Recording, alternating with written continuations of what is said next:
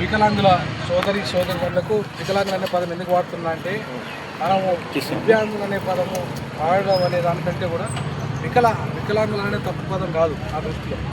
ఎందుకు అంటున్నానంటే ఈ మాట మీరు దివ్యాంగులు అంటే చాలామందికి అర్థం కాదు. ఇప్పుడు అర్థం కాకుండా సమాజం అర్థం చేసుకోదు.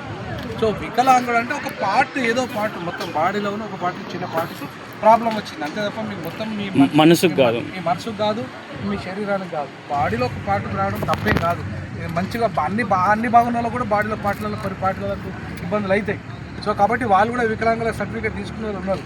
కాబట్టి దివ్యాంగులైనా వికలాంగులైనా మీకు మనుషులే, మీకు మానవ హక్కులు ఉన్నాయి. ప్రపంచ మానవ హక్కుల సంఘం మీకు సంపూర్ణంగా చట్టాలు తయారు చేసింది.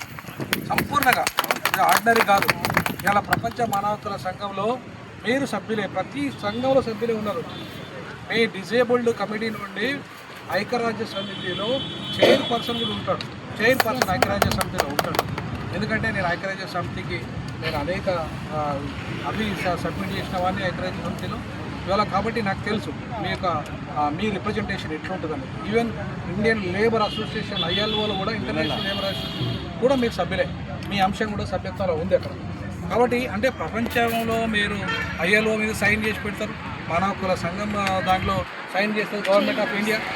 కానీ 2016 చట్టాన్ని మాత్రం మళ్ళీ మీకోసం ఏర్పడ్డ చట్టము, ఆ చట్టం ఏదైతే ఉందో ఆ చట్టము మీకు అన్ని రకాల ఫ్రీగా అవకాశాలు చదువుకునే, అంటే మీరు ఎల్కేజీ నుండి మొదలుకుంటే PhD వరకు మీకు జీరో, మీకు ఒక్క రూపాయి మాత్రమే తీసుకొని ఇలా అడ్మిషన్ ఇవ్వాలి, PhD అడ్మిషన్ ఇవ్వాలి, మీకు హాస్టల్ ఫీజు ఇవ్వాలి, మీకు అన్ని రకాల ఫెసిలిటీస్ ఆ చట్టం ప్రకారంగా మీకు వర్తిస్తాయి. కానీ ఇవాళ ఏం చేసింది బీజేపీ గవర్నమెంట్ వచ్చి ఆ చట్టం అమలు చేయట్లేదు. ఆ చట్టాన్ని అమలు చేయకపోగా ఇవాళ ఉస్మానియా విశ్వవిద్యాలయం దుర్మార్గుడైన వైస్ ఛాన్సలర్ ఒక ఎస్సీ మాదిగాయి ఉండి ఒక చాతగారి మానవ హక్కులను విలువ లేకుండా ఇవాళ చట్టం తెలియని ఒక మూర్ఖుడు ఇవాళ ఉస్మానియా విశ్వవిద్యాలయం వైస్ ఛాన్సలర్. ఆ వైస్ ఛాన్సలర్ ఇప్పటికైనా తెలుసుకోవాలి, చట్టాలు తెలుసుకోండి. మీరు నేను ప్రిన్సిపాల్గా ఉన్నప్పుడు ఒకే రూపాయి తీసుకొని వీళ్ళకి అడ్మిషన్స్ చేయడం జరిగింది. నేను డీన్గా ఉన్నప్పుడు ఒకే రూపాయి తీసుకొని వీళ్ళకి అడ్మిషన్స్ చేయడం జరిగింది. హాస్టల్ అడ్మిషన్తో సహా రూపాయితోనే. మరి ఇదే ఆర్ట్స్ కాలేజీలో ఇప్పుడున్న ప్రిన్సిపాల్, ఇక్కడున్న ఇప్పుడు వైస్ ఛాన్సలర్ ఇంత దుర్మార్గాలు చేస్తుంటే చూస్తూ ఊరుకుంటుంది ఆర్పిఐ పార్టీ చూస్తూ ఊరుకోదు. మిమ్మల్ని అడుగడుగున నిలదీస్తుంది. మీ దుర్మార్గమైన అవినీతిని, మీ దుర్మార్గమైన అణిచివేతని అడుగడుగున ఇవాళ ప్రశ్నిస్తాము. వీళ్ళ తరఫున ఇవాళ మా డిజేబుల్డ్ దివ్యాంగుల తరఫున అడుగడుగున ప్రశ్నిస్తాము. ఆర్ట్స్ కాలేజ్ ప్రిన్సిపాల్ కాదు, వాడి తాతనైనా ప్రశ్నిస్తా అని చెప్పేసి ఈ సందర్భంగా తెలియజేస్తాను. ఈ వైస్ ఛాన్సలర్ కాదు, వాళ్ళ బాబును కూడా ప్రశ్నించే హక్కు రాజ్యాంగం కల్పించింది. ఖచ్చితంగా చట్టబద్ధంగా వికలాంగులకు ఏవైతే అవకాశాలు రావాలో వాళ్ళకు రావాల్సి ఇవాళ మీ ప్రభుత్వం ఉస్మానియా గొడ్డుపోతుందా?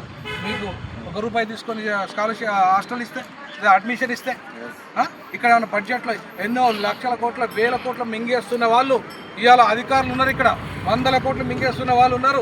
కోట్లాది రూపాయలు నష్టం చేస్తున్న అధికారులు ఉన్నారు. నీకు దమ్ముంటే వాళ్ళ మీద చర్యలు తీసుకో.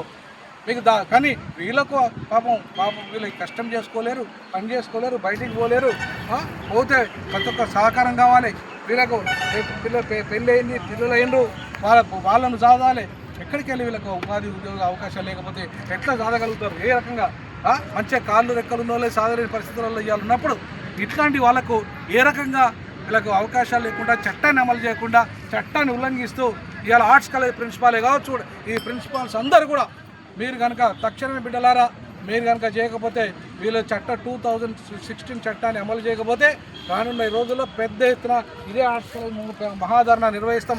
ఈ వికలాంగుల సోదరులందరితో, దివ్యాంగుల సోదరులందరితో కలిసి పెద్ద ఎత్తున ఆమరణ నిరాదీక్షకైనా కూర్చుంటే నేను మీకోసం ఆమరణ నిరాదీక్ష అయినా చేస్తా. మీ హక్కులు సాధించే విధంగా ఇలా కృషి చేస్తా. తప్పకుండా ఇప్పుడున్న మీ అందరు దాదాపు చాలా సంఘాలు ఉన్నాయి, వాళ్ళందరూ ఒకటే ప్లాట్ఫామ్ మీద ఇద్దాం. ఎందుకంటే మీ గ్రూప్ చిన్నగా ఉంటుంది కాబట్టి ఈ గ్రూప్ చిన్నగా అందరూ కలిపితే పెద్దగా అవుతుంది. అవసరం అనుకుంటే ఇదే ఆర్ట్స్ కాలేజ్ సాక్షిగా పెద్ద ఎత్తున కార్యక్రమం చేద్దాం. లేదంటే ఇందిరా పార్కులో పెద్ద మహాధర్నా నిర్వహిద్దాం. మీ అంశాల పట్ల నేను ఖచ్చితంగా ఆర్పిఐ పార్టీ సంపూర్ణ మద్దతు ప్రకటిస్తుంది.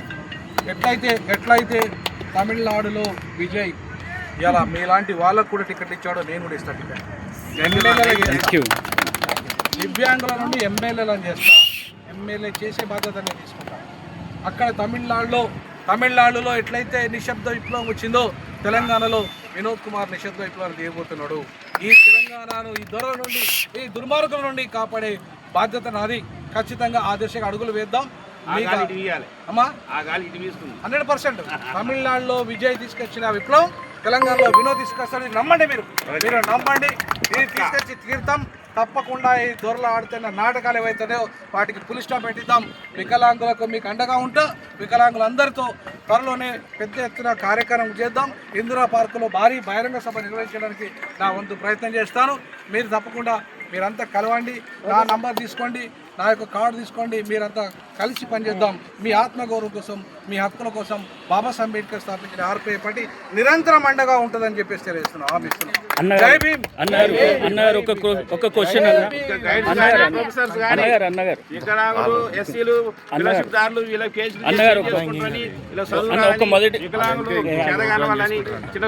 ఒక్కటే క్వశ్చన్ అన్న. ఇది ఉద్యమాల పొరిటిగడ్డ ఉస్మానియా యూనివర్సిటీ. అన్ని సామాజిక రుగ్మతలు కానీ సామాజిక సమస్యలను పరిష్కరించడంలో ముందున్న ఈ ఉస్మానియా యూనివర్సిటీ మొట్టమొదటిగా కక్షగట్టి మోసపూరితంగా దివ్యాంగులపైన ఈ ఫీజు వసూలు చేయడము, బలవంతం చేయడము, అడిగిన వాళ్ళని పోలీస్ స్టేషన్లో పెట్టడం జరుగుతుంది. అదేవిధంగా ఉన్నత విద్యకు దూరం చేస్తున్నారు. ఇటువంటి సమస్యలు పరిష్కరించుకోవడానికి వీళ్ళు ఏం చేస్తే బాగుంటుంది? ఈ సమస్య ఒకటే మనం సంఘటితంగా ఉండి పోరాటం చేస్తే రేవంత్ రెడ్డి కాదు వాడి తాత దిగేస్తాడు. ఈ వైస్ ఛాన్సలర్ పేరే కుమార్ కాదు, వాడి తాత దిగేస్తాడు.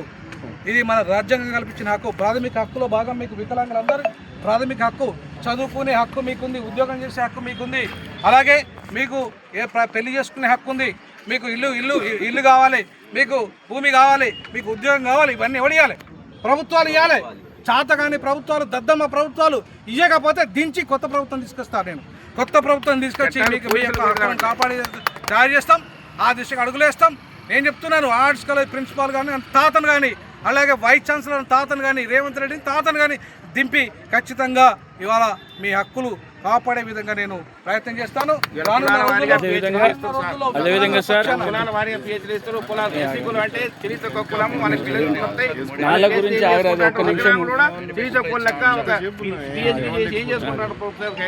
అలాంటి రాకుండా యూనివర్సిటీ సంఘం మేము కృషి చేయాలి. మీరు మాకు సపోర్ట్ చేయాలి. 100% చేస్తా.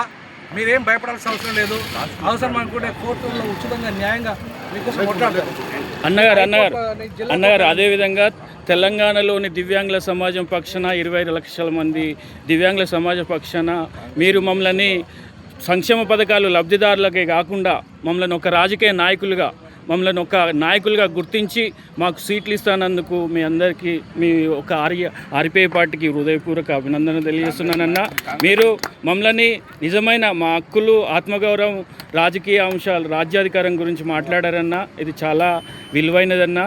మీరు మమ్మల్ని గుర్తించినందుకు చాలా కృతజ్ఞతలు అన్నా.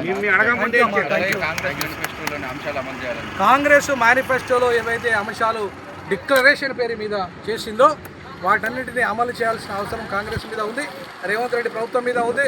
రాహుల్ గాంధీ, నేను చెప్తున్నాను, యువరే ప్రైమ్ మినిస్టర్ అని కావాలనుకున్నప్పుడు మా వాళ్ళ ఓట్లు లేకపోతే నువ్వు ప్రైమ్ మినిస్టర్ కాలేవు. రేవంత్ రెడ్డి నువ్వు ముఖ్యమంత్రి కాలేవు. ఈ దివ్యాంగుల సాక్షి చెప్తున్నాను, ఆర్ట్స్ కాలేజ్ సాక్షి చెప్తున్నాను. మిమ్మల్ని వీళ్ళ యొక్క సమస్యలు పరిష్కరించకపోతే, వాళ్ళ యొక్క డిక్లరేషన్ అమలు చేయకపోతే గద్దె దించడం నా లక్ష్యం. నేను రేవంత్ రెడ్డి నేను గద్దె దించుతా. ఇది నేను సవాలు విసురుస్తున్నా. ఆర్ట్స్ కాలేజ్ సాక్షిగా గద్దె దించి నేను గద్దె దక్కి వీళ్ళ సమస్యలను పరిష్కరిస్తానని చెప్పి. జై వికలాంగ్, జై ఆర్పీఐ, జై భీమ్, జై ఆర్పీఐ.